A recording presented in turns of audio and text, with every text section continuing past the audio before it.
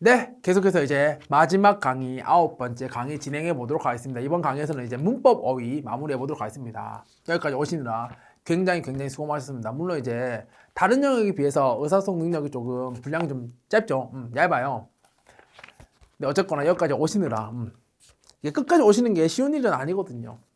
근데 어쨌든 여기까지 오고 계신 거죠. 여기 지금 보고 있으니까 저를 잘 오셨습니다. 마무리 후딱 정리해 보도록 하겠습니다. 문법 어휘예요. 이 아이가 좀 계륵 같죠? 왜요? 이제 분량이 좋은 것도 아니에요. 엄청 많아요. 엄청 많아요. 그러다 문제도 많이 나오냐? 문제도 많이 안 나와. 그러니까 준비를 이게 제대로 해야 될지 말아야 될지가 이제 판단이 잘 안 되죠. 그럼 이제 어떻게 하면 좀 효과적으로 준비를 할 수 있을 것인가에 대한 저의 얘기를 해보도록 하겠습니다. 제 얘기는 이제 이거예요. 간단해. 그러니까 얘를 각 잡고 정리하는 거는 비효율적이에요. 내가 아무리 생각해봐도. 대신에 문제 푸실 때 일단 우리 교재 푸실 거고 플러스로 다양한 문제집 푸시지 않겠어요. 그랬을 때 문제에 나오는 애들은 좀 챙겨간다. 이런 식으로 좀 접근해 보세요.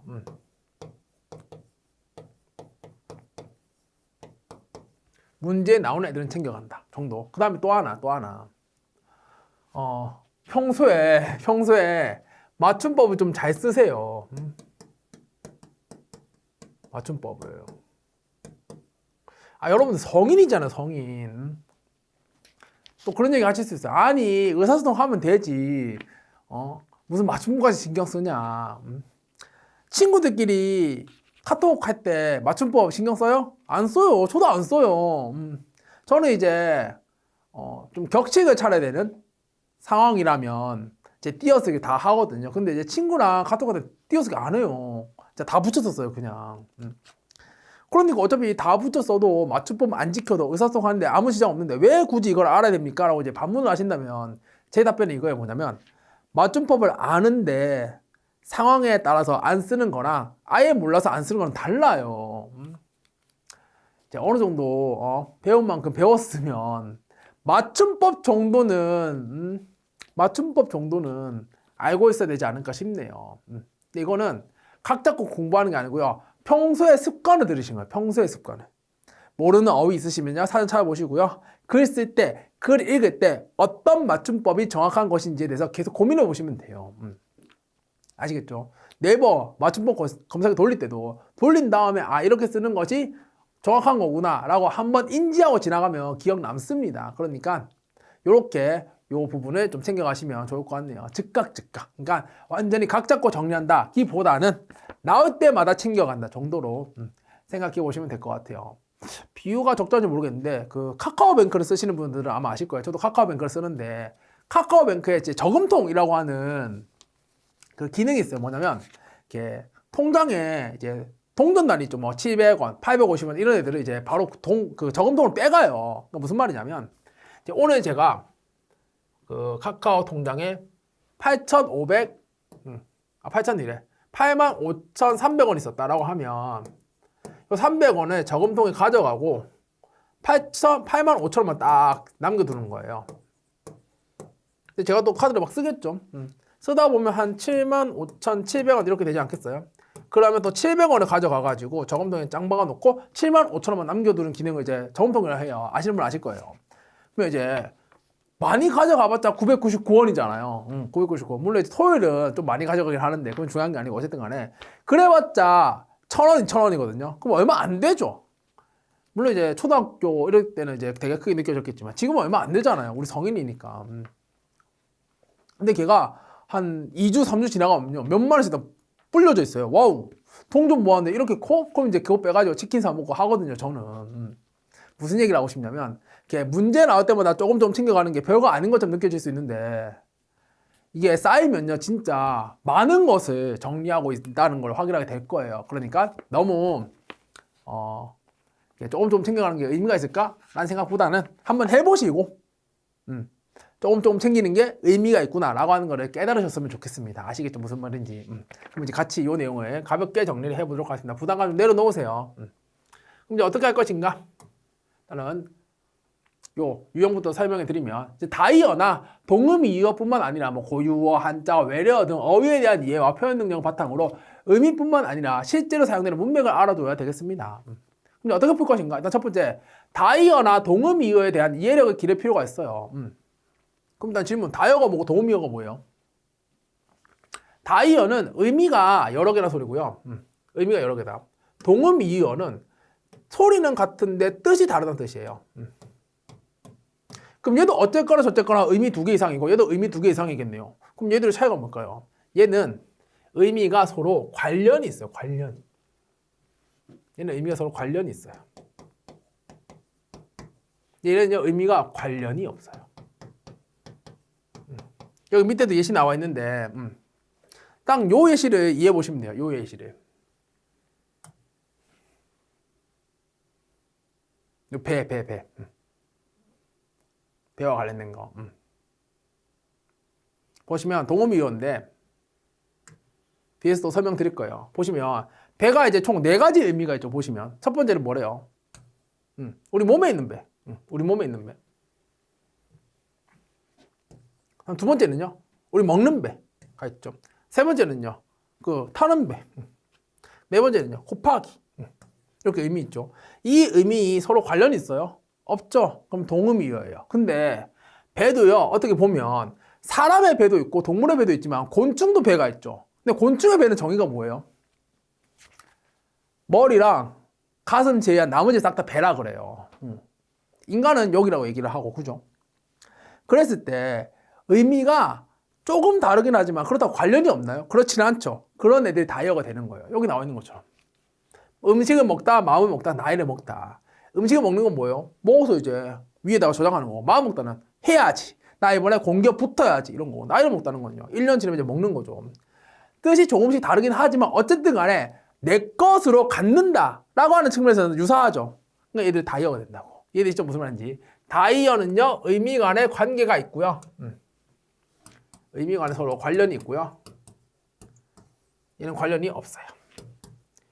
이렇게 구분하시면 되겠습니다. 아시겠죠? 이렇게 정리해 두시면 되겠고요. 두 번째, 혼동하기 쉬운 맞춤법을 알아두며 함께 쓰인 문장 안에서 단어를 눈으로 익혀둔다라고 했습니다. 이게 제가 아까 말씀드렸던 문제 나올 때마다 챙겨가자 라고 하는 내용이에요. 그리고 평소에 언어 생활 하실 때 좀 신경을 쓰시기를 당부드립니다. 보세요. 어이가 없어. 참네. 이거는 왕에 대한 의사를 얘기하는 표현이에요. 어이가 없었고요. 오랜만에 들어놨잖아도 이렇게 바꾸는 게 맞고 얻다 이거예요. 얻다 대고 이거 아니에요. 이거예요. 왠지 이렇게 가야 돼요. 이거는 웬. 그러면 안 돼. 요거. 금세도 이렇게. 요거는 원리가 있냐? 없어요. 이렇게 쓰는 것이 맞습니다라고 정해놨잖아요. 국립국어원에서. 그럼 어떻게 따라가야지. 문제 나오잖아요. 맞춰야지. 맞춰야지. 아시겠죠? 그러니까 볼 때마다 챙겨가자라고 하는 거 한 번 더 말씀을 드립니다. 이렇게 가볍게 정리하도록 하고 이제 그러면 이제 문제를 통해서 구체화시켜 보도록 하겠습니다. 보시면 115번 보기에 국어사전 자료를 탐구한 내용으로 적절하지 않은 것 됐습니다. 사전도 볼 줄 아셔야 돼요. 보시면 거의 다 1, 거의 다 2 이렇게 나와 있죠. 거의 다 1, 거의 다 2. 첫 번째를 보시면 벽이나 못다 위에 어떤 물체를 떨어지지 않도록 매달아 올려놓다. 두 번째, 자물쇠 문고리를 채우거나 빗장을 지르다 라고 하는 의미로 정리가 되고, 그 다음에 이거는요, 돈 따위를 계약이나 내기의 담보로 삼다. 그 다음에 의논이나 토의의 대상으로 삼다. 이렇게 나와 있습니다. 그럼 보시면 요렇게 의미가 관련이 있어요.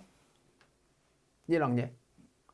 매달아 놓는 거랑 돈 거는 거랑 의미가 관련이 있어요. 없죠? 그래서 요렇게는 다이어가, 죄송합니다. 동음이어 관계예요. 다이어가 아니고 동음이어. 근데 요거 벽이나 못다 위에 어떤 물체를 떨어지지 않도록 매달아 올려놓다랑 자물쇠 문고리를 채우거나 빗장을 지더라. 얘는요. 뭔가를 고정한다는 측면에서는 유사하죠. 그래서 요렇게는 다이어예요. 사전에도 이렇게 나와 있습니다. 아시겠죠? 그 다음에 요 아이는 이제 품사가 됩니다. 얘들 다 동사예요, 동사. 품사. 우리나라에는 몇 개 품사 있어요? 국어 품사 몇 개예요? 8개 이러시면 안 됩니다. 9개, 9개. 근데 그것까지 아실 필요는 없어요. 이제 동사는 동작이나 움직임 이런 것들, 작용 이런 것들 나타내는 품사라고 보시면 됩니다. 여기까지 체크를 했고요. 그럼 이제 문제 풀어보도록 하겠습니다. 1번 거의 다 1과 거의 다 2는 하나의 표제어. 얘가 표제어예요. 표제어. 표제어 아래 여러 뜻을 지니고 있으니까 다이어인 거 확인했고 그쵸. 하나의 표제어 아래 이제 의미 있으니까 다이어인 거 확인했고 2번은요. 거의 다 1의 용례예요. 용례로 거실 벽에 가족 사진을 걸었다를 들 수 있다. 괜찮죠? 요거는 이제 문맥으로 이해하시면 되는 거예요. 2번도 오케이. 3번 거의 다 1의 2의 용례. 이거는 이제 사용례란 뜻입니다. 그러니까 예시란 뜻이에요. 간단하게. 퇴근하면서 자물쇠를 걸어 잠갔다. 괜찮죠? 3번도 오케이. 4번 거의 다 2의 1의 용례예요. 돈 거는 거. 선생님은 공부를 잘하는 제자에게 기대를 걸었다. 이게 지금 돈 거는 거랑 관련이 있어. 무슨 소리 하는 거야? 그러니까 기대를 했다라는 의미가 되는 거죠. 담보 삼는 거 아닌 거고. 5번은요. 소송을 걸었다. 의논이나 토의 대상으로 삼았다. 괜찮죠? 그러니까 돈을 거는 거, 소송을 거는 거. 이렇게 유사한 의미를 갖고 있으니까 다이어 관계가 되는 거예요. 이해되시죠? 무슨 말인지. 정답은 4번 하시면 되겠습니다. 이렇게 사전 어떻게 보는지 그리고 동음이어랑 다이어가 어떻게 세팅이 되는지 정도 챙겨와 주시면 되겠어요. 그래서 실전 가서 이런 문제 나오면 맞춰주시면 되겠죠.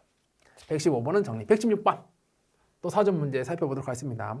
보기는 사전 자료의 일부분이다. 이에 대한 이해로 적절하지 않은 것 됐습니다. 이거 좀 어려워요. 이제 낫다라고 하는 단어가 나와 있네요. 이제 형용사랑 이제 사동사로 나누고 있습니다. 품사를 그죠? 정확하게는 이제 동사인데 동사 중에서도 사동의 의미를 갖고 있다고 해서 사동사예요.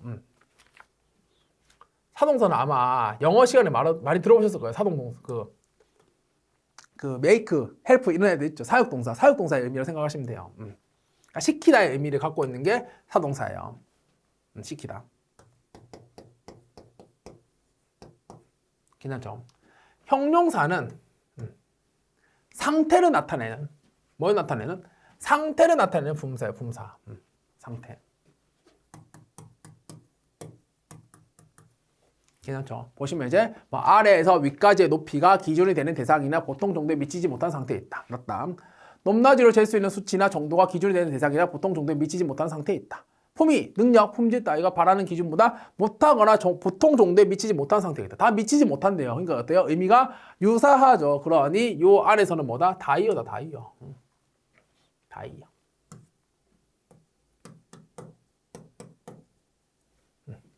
이렇게 되겠네요. 괜찮죠? 어렵지 않습니다. 보시면 되겠고 그럼 이제 선제 보도록 하겠습니다. 1번 낮다와 낮추다는 전미사에 따라 품사가 달라진 경우에 해당한다고 그랬어요. 일단은 낮다는 형용사라고 그랬고 그다음에 낮추다는 동사라고 그랬어요. 사동사도 동사거든요.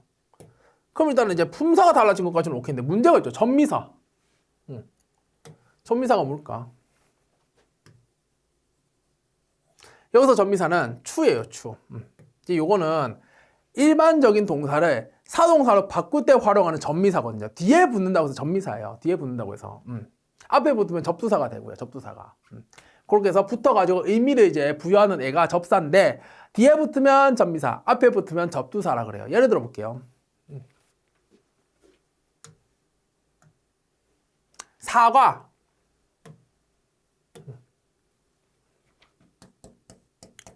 라고 하는 단어가 있어. 사과. 뭔지 아시죠? 빨간 열매야. 근데 여기다가 햇이라고 하는 단어를 붙여보도록 하겠습니다. 그럼 어때요? 무슨 의미로 바뀌어요? 햇 붙으면 올해 수확한 사과가 되는 거죠. 그러니 얘처럼 요 앞에 붙어가지고 의미를 추가하고 있는 요 아이가 이제 접사인데 앞에 붙으면 접두사가 되는 거고 뒤에 붙으면 전미사가 되는 거예요. 이해되시죠? 선생님 뒤에 붙으면 낮다 추 이렇게 되는 거 아닌가요? 그렇게 생각하시면 곤란합니다. 제발 거기까지는 안 가셨으면 좋겠네요. 어쨌거나 뒤에 붙은 전미사고요. 품사가 달라진 거 괜찮고. 만약에 모르면 어떻게 돼요? 세 번 치고 넘어가야 돼요. 2번 낮추다는 사동사로 변화하면서 어법에 맞게 적기 위해 반드시 필요한 문장 성분의 개수가 하나 늘어났다고 그랬어요. 문장 성분이 뭔지 모르실 수가 있는데 문장 성분은 영어 공부하셨을 테니까 아실 거예요. 주어, 서술어 이런 애들이에요. 주어, 목적어, 보어, 서술어 이런 것들. 요게 이제 필수죠. 문장 성분이고. 그거 말고도 뭐 부사 이런 것도 있어요. 그랬을 때 반드시 필요한 문장 성분의 개수가 하나 늘어났다고 그랬어요. 낮추다 라고 하면 여러분들은 어떤 질문이 떠오르세요? 뭘 낮췄지? 온도를 낮췄나? 이런 생각 안 드세요? 들 거예요. 들 수밖에 없어. 왜냐면 얘는 무조건 목적어로 필요로 하거든요. 여기 나와 있어요. 여기 나와 있어. 친절하게 사전 보면요. 요렇게 요 단어는 이런 성분이 필요합니다 라고 하는 걸 알려줘요. 그러니까 이번 선지는 목적어가 필요하구나 한 개 늘어나요. 왜? 얘는 없거든요. 그래서 2번 오케이. 괜찮죠? 이런 것도 알아두시면 좋을 것 같습니다. 괜찮을까요? 예를 들어서 이런 것도 있어요. 주다 라는 단어 한번 생각해 볼게요. 주다. 요 단어를 보면 여러분들은 어떤 질문이 떠오르세요? 뭘 줬지? 무엇을 줬지? 요거랑 누구에게 줬지? 이런 거잖아요. 나 줬어 라고 하면 상대방이 뭐 줬는데? 이렇게 질문하겠죠. 나 돈 줬어. 그럼 그 다음 질문 누구한테? 나 동생한테 돈 줬어. 이렇게 되는 거잖아요. 그러니까 주다라는 동사는 목적어랑 필수적 부사어 두 개를 필요로 해요. 이제 문장 성분 필요한 거 두 개다 이러면 안 됩니다. 주어는 기본적으로 필요하니까 주어까지 포함이에요. 그래서 요 아이는 3개 반드시 필요한 문장 성분이 3개고요. 얘는요 1개가 아니고 2개예요. 주어는 반드시 있으니까 그거까지도 챙겨가 주시면 되겠다. 3번 낮다와 낮추다 모두 뜻이 반대되는 말로 높다로 들 수 있대요. 잘 보세요. 얘랑 얘랑 의미가 엄밀하게 보면 다르죠. 근데 어떻게 반대되는 말이 높다로 한 개를 정해야 돼요. 낮추다는 높이다지 높이다. 왜 이걸 빼보고. 낮추다의 반대는 높이다 높이다. 이거. 그러니까 남은 3번 적절히 아는 거 있으니까. 4번은요 낮다의 3의 용이에요. 품위, 능력, 품질 따위가 바라는 기준보다 못하거나 보통 정도에 미치지 못한 상태다. 얘요. 얘 용례로 그 회사의 제품은 낮은 품질 때문에 소비자에게 외면당했다를 들 수 있겠죠. 충분히 맥락에 맞추면 이해할 수 있고. 5번은요 낮추다 용례 기장은 비행기의 고도를 서서히 낮췄다. 기장이 비행기의 고도를 낮게끔 만든 거죠. 시킨 거죠. 그게 사동사라고. 사역동사 개념과 똑같습니다. 이해되시죠? 무슨지. I make him a king. 나는 그를 왕으로 만들었다. 할 때 그 make 사역동사라고 배우잖아요. 그것과 똑같은 의미를 담고 있는 국어 문법에서의 I가 사동사다. 정도까지 정리하시면 되겠습니다. 괜찮죠? 요걸 이제 각 잡고 정리하시는 게 아니고요. 볼 때마다, 튀어나올 때마다 가져가시는 겁니다. 줍줍 하시는 거예요. 아시겠죠? 116번도 가볍게 체크. 117번. 페이지가 넘어가면 안 되는군요. 오른쪽으로 가야 되네. 117번. 밑줄 찐 부분이 한글 맞춤법에 맞게 쓰인 것을 했습니다. 이것도 한글 맞춤법을 각 잡고 정리하시는 게 아니에요. 각 잡고 정리하시는 것이 아니고요. 보일 때마다 챙겨가시는 겁니다. 그리고 평소에 국어 생활을 잘하신 분이라면 이게 이상하다 정도까지 잡을 수 있어요. 근데 못 잡겠다. 그러면 이제 내 국어 생활이 엉망이었구나 이 생각을 하시면 됩니다. 그러니까 평소에 잘 쓰세요. 평소에 잘 쓰면 돼. 1번 지도새도 모르게 사라져 버렸다니 정말 이렇게 쓰는 사람이 있을까요? 이거는 희한하다 이거죠. 2번은요 웬만하면 이것도 이거는 왠지 할 때 이렇게 쓰는 거고 웬. 그래서 이거 얘기하면 헷갈리시려나? 얘기해 볼게요. 그 레드벨벳에 이제 웬디라고 하는 멤버분 계시잖아요. 그분 인스타그램 아이디가 뭔지 아세요? 모르시겠죠? 연예인 인스타그램 아이디를 왜 외워요? 근데 저는 이제 보고 너무 신박해가지고 그냥 외웠어요. 투데이스 웬디예요. 투데이스 웬디. 오늘은 왠지인데 이제 본인 그 예명인 웬디를 이제 나가지고 투데이스 웬디 이건데 왠지 오늘은 왠지 할 때는 그 웬이 아니고 웬디 할 때 웬디 할 때는 얘죠. 이게 아니고 이거고요. 웬만하면은 이거예요. 아시겠죠? 3번 어쩌냐 하하. 요것도 어쩌냐 이렇게 되는 거죠. 엊그제 할 때도 이렇게 쓰고 4번은요. 회의 안건에 붙일 것이다. 설마 이렇게 생각하시지는 않았겠죠. 안건에 여기다 붙이는 거야. 노노노노노 이게 맞아. 그럼 4번이지. 5번은 이게 상식이에요. 이게 바람이 아니고 바람이에요. 바람. 그래서 나는 당신이 행복하기를 바래요는 틀립니다. 바라요가 맞아요. 바라요가. 어색하죠. 근데 어쩔 수 없어. 그게 맞춤법이거든요. 내가 어색해도요. 맞춤법이 그렇게 써야 된다고 얘기를 하면 그렇게 써야 돼요. 그게 규칙이잖아요. 어쩔 수 있나. 아시겠죠? 그리고 설레임 없습니다. 설렘이 맞아. 설렘. 아시겠죠? 그것도 가져가시면 되겠다. 정답 4번 118번 맞춤법에 맞게. 1번 그 아이는 스스럼 없이 사투리인가? 2번 볼펜을 오래 잡았더니 손에 군살이 박혔다. 군살은 이제 뱃살 같은 거 얘기하는 거죠. 여기서는 굳은 살이죠. 굳은 살.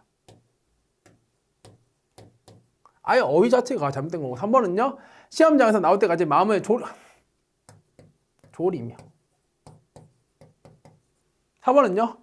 예산을 집행하기 위해서는 기관장의 결재가 필요하다. 설마 이거를 이렇게 생각하시는 건 아니겠죠. 이거는 돈 쓸 때 카드 결제할 때 쓰는 거고요.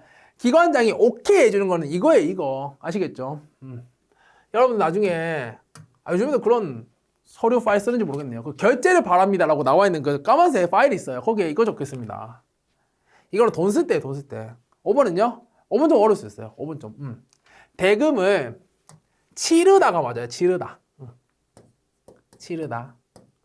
그래서 얘는요. 치러야가 아니고 치러야예요. 치러야. 이건 좀 어려울 수 있어요. 아시겠죠? 이렇게 보시면 되겠습니다. 괜찮을까요?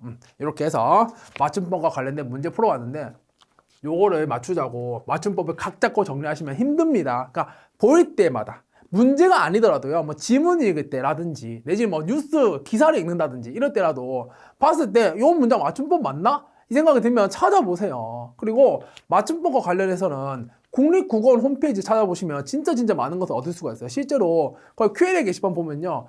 이거 맞춤법 이렇게 쓰는 거 맞나요? 라고 이제 물어보면 답변 딱 다 달려요. 너무너무 좋아. 너무너무 좋아.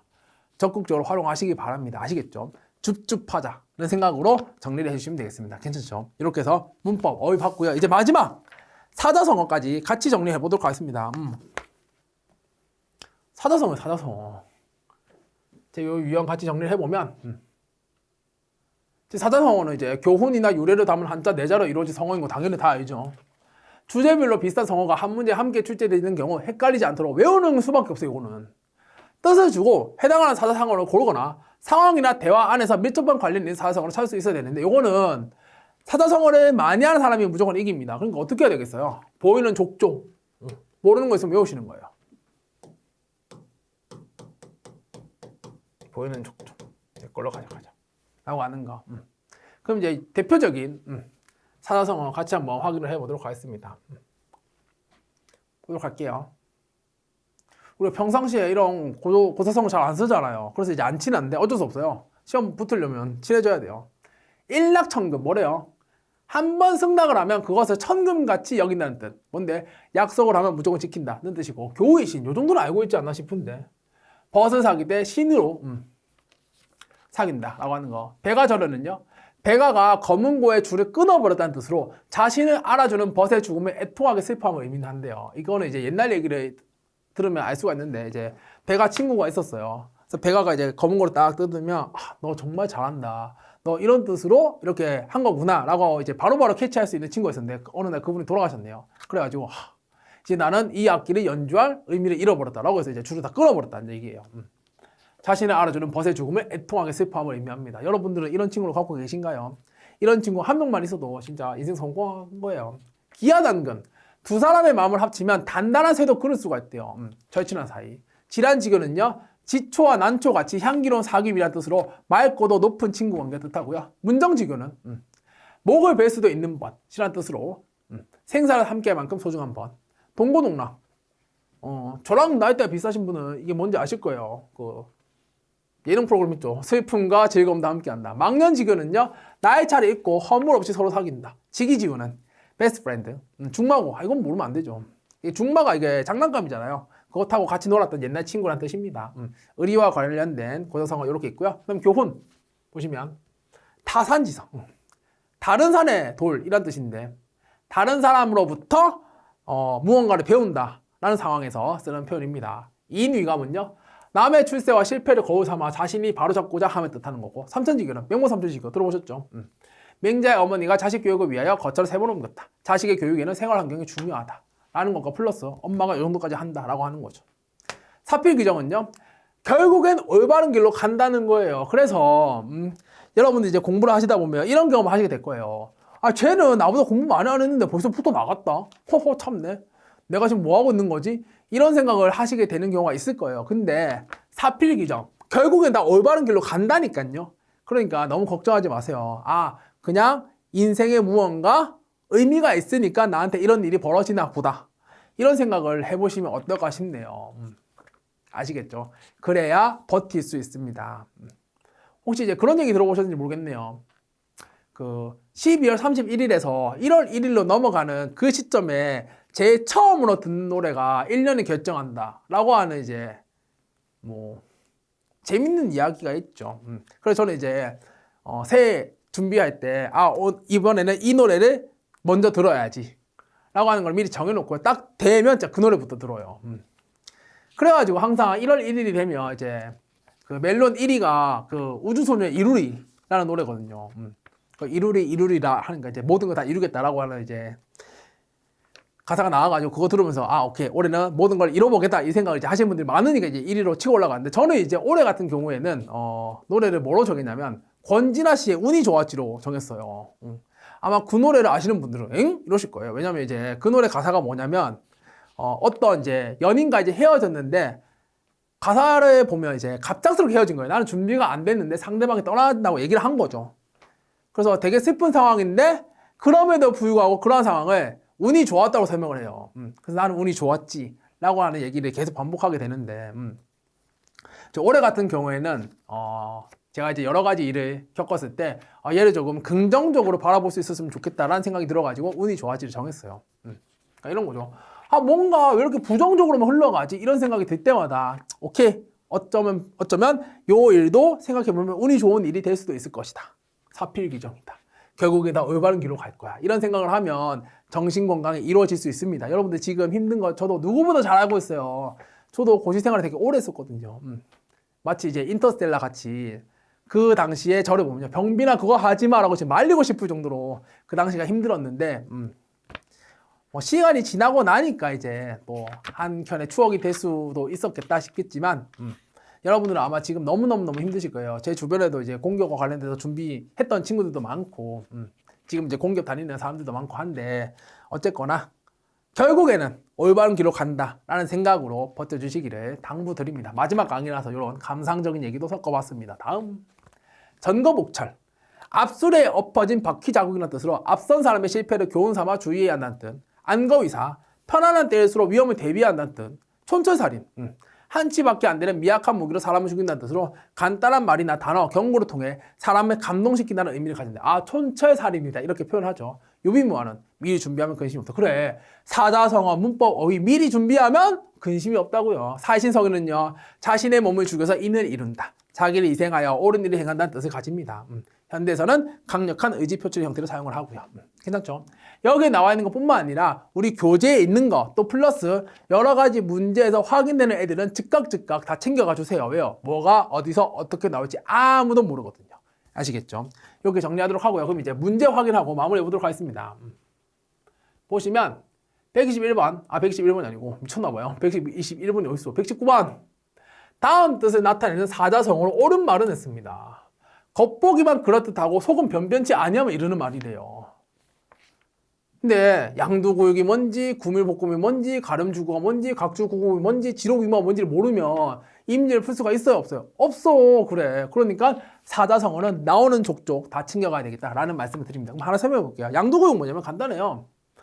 이것도 아실 수가 있겠네요. 그죠? 이제 머리는 양인데 이제 고기는 이제 강아지인 거예요. 개. 그럼 무슨 말이에요?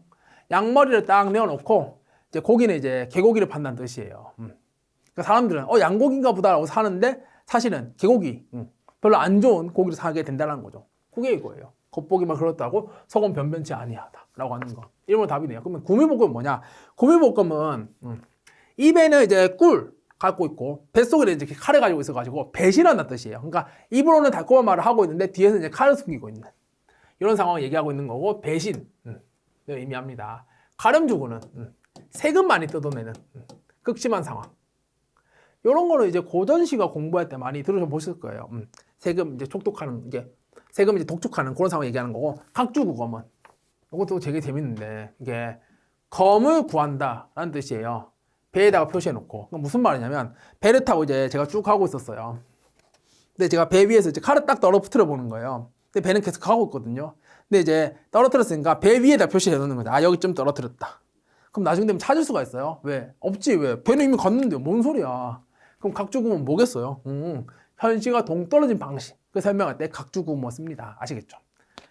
이거 보시면 되겠고 지록위반은요. 사슴을 말로 생각한다는 뜻입니다. 사슴을 말로 생각한다고요? 이게 무슨 말일까요? 간단한 사례를 들어보도록 하겠습니다. 예전에 이제 대조영이라고 하는 사극이 있었어요. 아시는 분은 아실 거예요. 거기에 이제 나온 장면인데, 제 측천무가 누군지 아시죠? 당나라 이제 황제, 왕비였는데 이제 황제가 된 대단한 사람이죠. 측천무가 자신의 이제 권세를 확인하고 싶어가지고 장군들을 싹 다 모아요. 싹 다 모은 다음에 마당에다가, 마당이랑 좀 그렇네. 이제 궁궐, 이제 앞마당에다가 닭을 딱 갖다 놔요. 누가 봐도 닭이에요. 근데 측천무가 뭐라고 그러냐면, 야, 저기 봉황이 있냐? 이렇게 얘기해요.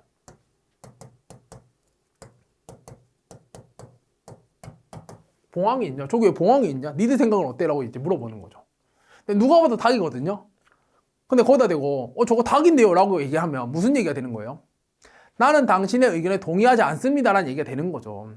측천무가 자신의 권세를 시험하고 싶어서 일부러 한 거예요. 이제 장군들은 그걸 알고 있었고요. 그래서 어떻게 할지 모르다가 나중에 결국에는 폐하, 저것은 누가 봐도 명확한 봉황입니다. 라고 하면서 눈물 쫙 흘리는 장면이 나와요. 측천무의 권세에 이제 무릎을 꿇은 거죠. 지록이만. 딱 그 상황 얘기하는 거예요.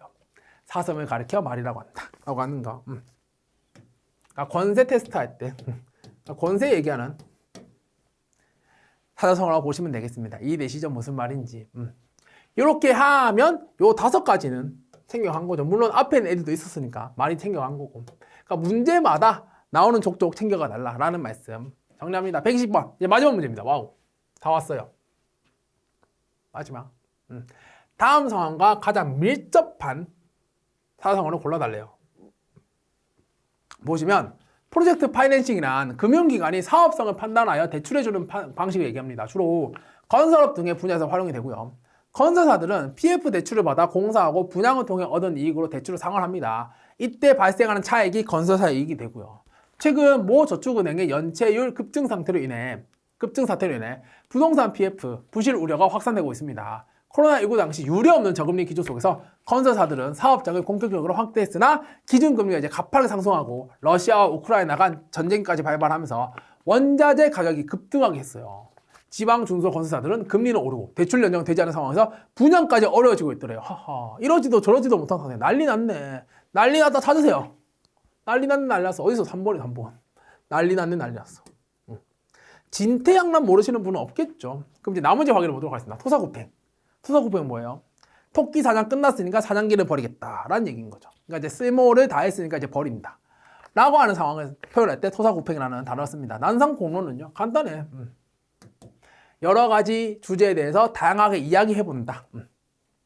라는 의미로 이해하시면 되겠고요. 7.8기는 7번 넘어져도 8번 일어난다. 그 얘기인 거죠. 또 포기를 안 한다. 중꺾마.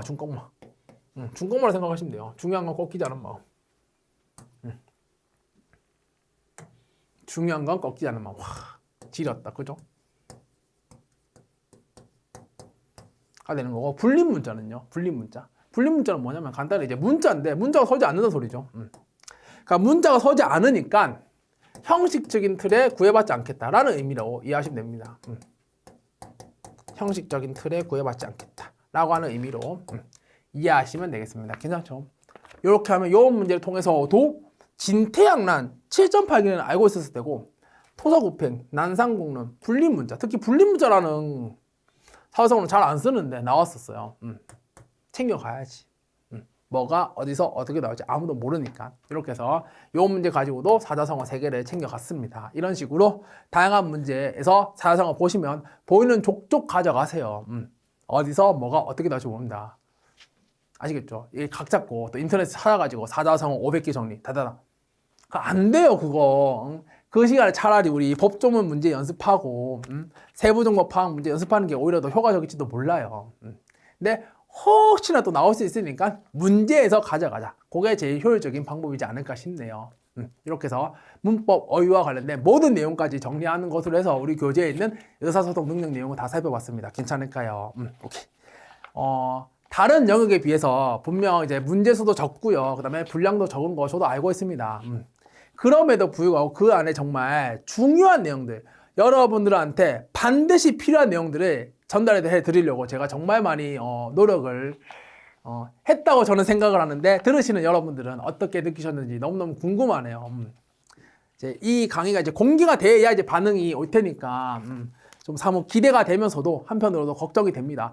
조금은 더 챙겼었어야 됐나? 라는 생각도 들긴 하는데 어쨌거나 제가 이제 생각하는 수준에서는 정말 좋은 내용들 위주로 정리를 했고요. 그 내용을 요약해서 잘 말씀을 드렸습니다. 이렇게 120문제 많은 문제는 아니지만 그럼에도 불구하고 연습하기에는 또 충분한 문제수로 여러분들과 또 이렇게 영상을 통해서 인사를 나누게 되었고요. 이제 오늘로 해서 여러분들과 또 마지막 인사를 또 하게 되었습니다. 물론 이제 또 이후에 다양한 또 컨텐츠, 다양한 강의를 통해서 여러분들과 또 인사를 나눌 수 있게 될 수도 있겠지만 어쨌거나 이렇게 해서 우리 기본서, 공중부에서 준비한 NCS 기본서에서 의사소통 능력 내용을 다 다루는 것으로 해서 저는 여러분들과 잠시 이별을 또 해보고자 합니다.